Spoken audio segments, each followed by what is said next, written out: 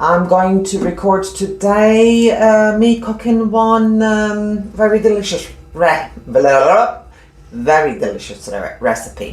I've got this recipe probably 15 years ago. It's from Germany. It includes cabbage, minced beef and many other things, but we are going to talk you through it. So today I have a sous chef. My name's Ben, I am Beba's son. I have worked as a chef a little bit, nowhere near a sous chef, but yeah, I'll be helping Mum make it today. It's my first time making it, so I will be as clueless as you guys as you're watching it, but as long as I listen to the CDC, it will be good. So yeah, we'll be taking you through it, showing you how to make it. It's a German dish, Eintopf, if I pronounce it correctly. Eintopf. Clearly I didn't pronounce it correctly, but yeah, that is the recipe we'll be making. It's very simple, very nutritious, and it is such a comforting food, especially now the colder weather is coming. It's a very autumn meal. Yeah, we love it here.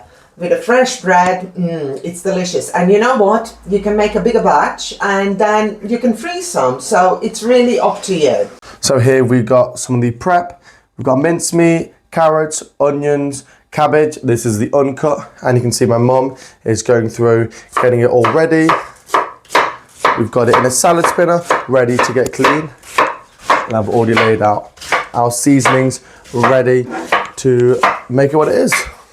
So the seasonings you can see here are Beba, a really popular seasoning where my mum's from, and in a lot of Eastern Europe you've got nigella seeds, salt, pepper, smoked paprika, and a little cube of chicken stock here, just to flavour the broth and to make it what it is. And we've got some finely chopped tomatoes. This is the best brand. You want to make sure you get something with good quality because it gives it a lot of that flavour and a lot of that sweetness.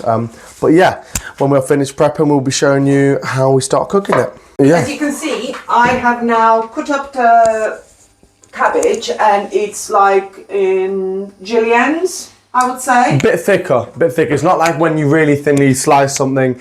You want them to have a little bit of width because it kind of gives all of the texture of the soup. You don't want really thin ribbons that make you feel like noodles. You want it to be decently thick, just so you get that texture.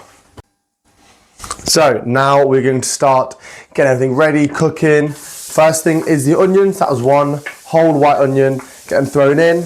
And we're going to let that brown, get a little bit translucent. You kind of want to do it with these stews. It gives it all that flavour, and that's always the first thing to go in. And the second thing will be just wait a second. We some carrots. This a little bit of course, more. give it a bit more time. I'm a bit too eager. But yeah, how many carrots would you say this is, Mum?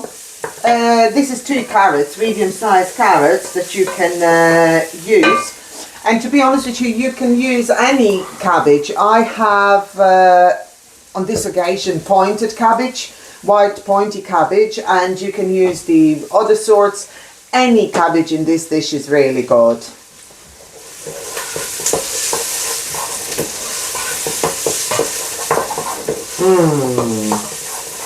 I love smell of onions, but you know what?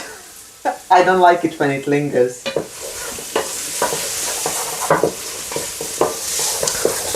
But yeah. So the onions are now getting nicely translucent.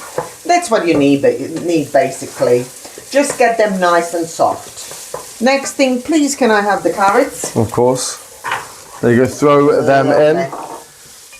Well, where did you learn this recipe and how did you find it? You know, we have this family tradition that as soon as somebody cooks something really nice, the recipe is given out. For example, I went to visit my aunt in Germany, and she made this for lunch. And I was like, this is delicious. How do you make it? You see, I love to cook, and I always recorded recipes. And she was like, oh yeah, it's that easy. And she got it actually. She was doing a course, cooking course or something like that. And she got this recipe and then she gave it to me. So, and then I gave it to some other friends. So that's how it goes. But these are proven dishes that are really delicious, nutritious, and you know what, above everything, it's freshly made. That's what we need.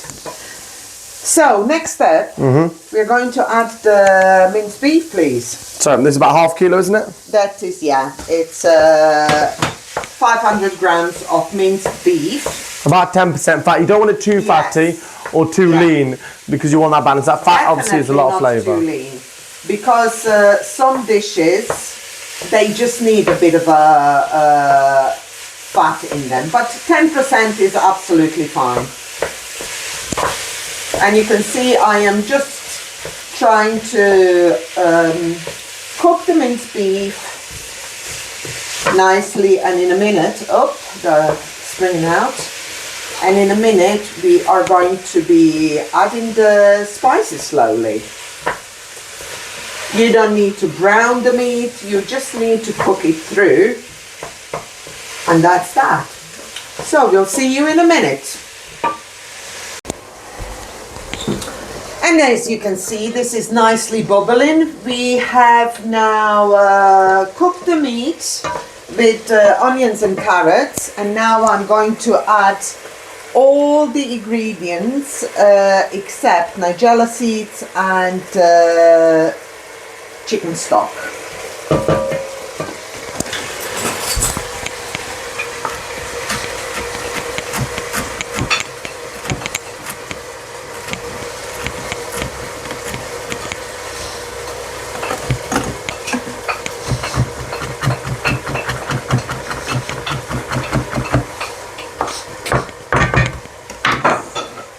I'm so new to this, so bear with me. I'm going to get better, promised.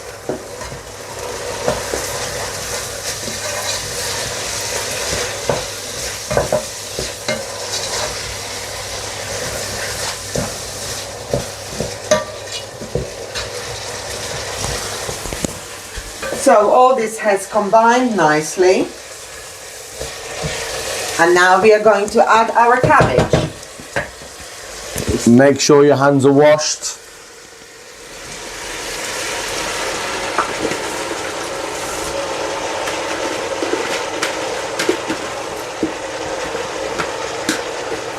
So you might think there is a loads of cabbage that I'm putting in, but as it is, cabbage builds, and it will be probably, once it's done, maybe half a pot.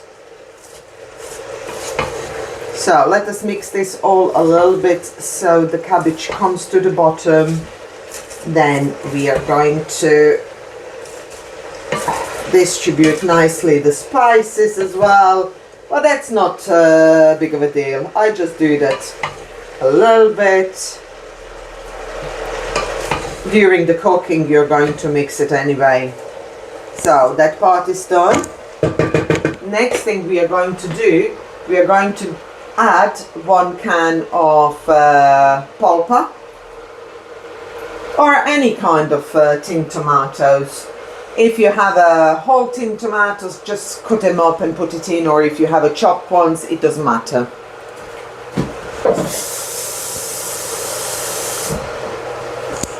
On top of that, you're going to add, for this amount of cabbage and everything else, I'm going to add 3 cans of water. The reason for that is cabbage is going to release some liquid, and you're going to have just enough for nice consistency. But you're going to see during the cooking, it might be that you need to add a little bit more. So just add a little bit more if you like to have a bit more liquid in it. So there we go.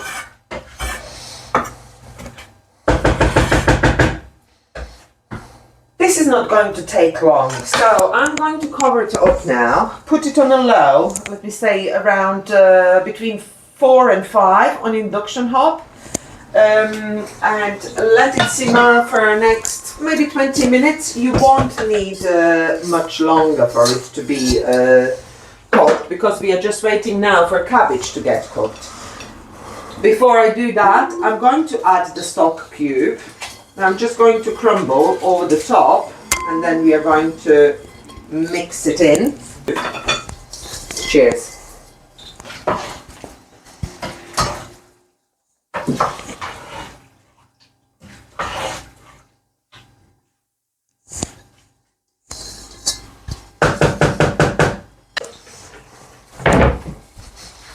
we go. Apologies. I thought it's a 1 can, but actually I forgot that there is that we need 2 cans of tomatoes, so I have added 1 more. We are going to let this now simmer for another 20-25 minutes, and then I'm going to add the rest. See you in a bit. Okay, we've done another dish. I forgot to tell you, please season to taste. It depends how you like it. Maybe you would like to add a little bit more salt or pepper. It's up to you. You really can't go wrong with this dish. I'm going to taste it now. I did taste it already, really.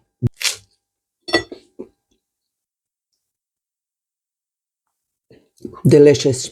So comforting. You see, it's a big pot. You can have it for 2 days. Try it. Let me know what you think. And let us cook up something else next time. I'm already thinking maybe soup. Would you be interested?